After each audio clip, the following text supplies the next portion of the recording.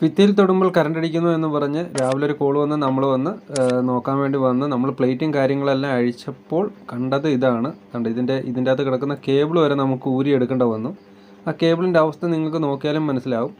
അതേപോലെ തന്നെ ആ കേബിൾ ഫുള്ള് നമ്മൾ അവിടുന്ന് ഊരിയെടുത്തു. ഇതിൻ്റെ തൊട്ട് മുകളിൽ കാണുന്ന അതിൻ്റെ സ്വിച്ച് ബോർഡാണ്, അത് മെറ്റൽ ബോക്സാണ് വെച്ചേക്കുന്നത്. ആ ബോക്സ് ഫുള്ളും അങ്ങ് പന്നലായിപ്പോയി.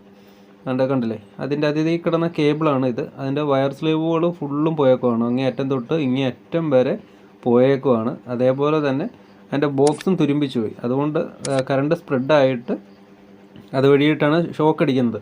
നമ്മളിപ്പം വരുന്ന ഏറ്റവും കൂടുതൽ കംപ്ലയിൻറ്റ്സ് ഇതേപോലുള്ള കംപ്ലയിൻറ്റ്സ് ആണ് ഇപ്പം വരുന്നത്. ഈ മഴയുടെ സീസൺ കഴിഞ്ഞതിൽ പിന്നെ ഇപ്പോഴത്തെ കംപ്ലയിൻറ്റ്സ് ഫുള്ളും ഇങ്ങനെയുള്ള കംപ്ലയിൻറ്റ്സ് ആണ്. പക്ഷേ പോയി നോക്കുന്നിടത്തെല്ലാം നല്ല മെറ്റൽ ബോക്സും മോഡുലർ സ്വിച്ചും പ്ലേറ്റും കാര്യങ്ങളും എല്ലാം ആയിരിക്കും. പക്ഷേ ആ വീട്ടുകളിലൊന്നും RCBയോ അല്ലെങ്കിൽ ELCBയോ ഉണ്ടായിരിക്കത്തില്ല എന്നതാണ് പ്രധാന ഒരു കോമഡി തന്നെ.